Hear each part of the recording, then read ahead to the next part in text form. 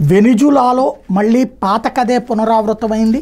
అయితే ఈ దఫా ప్రజా తిరుగుబాటు ప్రారంభం కావడం, అందులో అమెరికా కూడా ప్రజల పక్షాన్ని నిలబడుతూ అక్కడ ఎన్నికలలో ఇన్ఫ్లుయెన్స్ చేసే ప్రయత్నం చేయడం కీలకమైనటువంటి అంశం. వెనిజులా అధ్యక్ష ఎన్నికల్లో అంతా ఊహించిందే జరిగింది. అధ్యక్షుడు నికోలస్ మదురో వరుసగా మూడోసారి గెలిచినట్టు ఆ దేశ ఎన్నికల సంఘం ప్రకటించింది.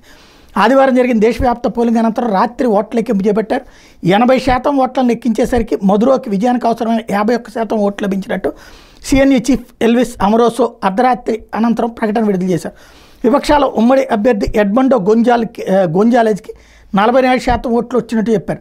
దీనితో పక్షాలన్నీ తీవ్రంగా మండిపడ్డాయి. ఓట్ల లెక్కింపుని ప్రహసనప్రాయంగా మార్చేసి ప్రజాస్వామ్యాన్ని మరోసారి మంట కలిపారని విపక్ష నేత మరియా కొరీనా మచాడో దుమ్మెత్తిపోశారు. మదురోని ఓడించేందుకు జనమంతా వెల్లులా కదలొచ్చి గొంజాలెజ్కి ఓటేశారు. ఆయన కనీసం 3/2 ఓట్లతో ఘన విజయం సాధించారు. మా బూతుల వారి విశ్లేషణ కూడా అదే తేలింది. ఓటింగ్ సరళిని చూసిన మీదట ఓటమి ఖాయమని మదురోకి అర్థమైపోయింది. ఫలితాలను తారుమారు చేసేందుకు పథకం ప్రకారం విపక్ష కూటమి పర్యవేక్షకుల్ని పోలింగ్ బూత్ నుంచి తరిమేశారు. ఆ తర్వాత మదురో చేతిలో కీలుబొమ్మైన సిఎస్సి చీఫ్ ఫలితాలకు ఆయనకు అనుకూలంగా వక్రీకరించారంటూ తీవ్రస్థాయిలో మండిపడ్డారు. తక్షణం దేశవ్యాప్తంగా మొత్తం 30,000 పోలింగ్ బూతుల వారీగా పోలైన ఓట్ల వివరాలు వెల్లడించాలని డిమాండ్ చేశారు.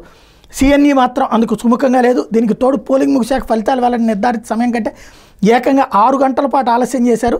ఫలితాలను మదురోకు అనుకూలంగా మార్చేందుకు ఇలా చేసిన విపక్ష కూటమి దుయ్యబట్టింది. ఫలితాలను చట్టపరంగా సవాల్ చేస్తామని ప్రకటించింది. మదురో మాత్రం విదేశీ శక్తులతో కలిసి కొందరు కుట్ర పన్ని ఈవీఎంలను హ్యాక్ చేసేందుకు ప్రయత్నించారంటూ విపక్షాల మీద ప్రత్యారోపణలకు దిగారు. శాంతి భద్రతల భంగం కలిగింపజూస్తే ఏం చేయాలో పోలీసులు సైన్యం చూసుకుంటాయని హెచ్చరించారు. వెనిజులాలో 25 ఏళ్లుగా యునైటెడ్ సోషలిస్ట్ పార్టీ పాలనకు తెరదించేందుకు విపక్షాలని మచాడో సారథ్యంలో ఒక్కతాటి మీదకి వచ్చిన తర్వాత జరిగినటువంటి ఇష్యూ. అయితే ఇప్పుడు తాజాగా పోలీసులు తిరుగుబాటు చేశారు. ఈయన ఎవరినైతే పోలీసులు సైన్యం తన మాట వింటారనుకుంటే పోలీసులు తిరుగుబాటు చేశారు. యూనిఫామ్లు వదిలేసి తిరుగుబాటుదారులతో కలిశారు. అట్లాగే సైన్యం పెద్ద ఎత్తున రంగంలోకి దిగి అధ్యక్షుడికి కాకుండా అధ్యక్షుడికి వ్యతిరేకంగా ఉండేటటువంటి వాళ్ళకి వ్యతిరేకంగా జరుగుతున్న ఉద్యమాలకి సంఘీభావం ప్రకటించడం అన్నటువంటి సంచలనం సృష్టించింది.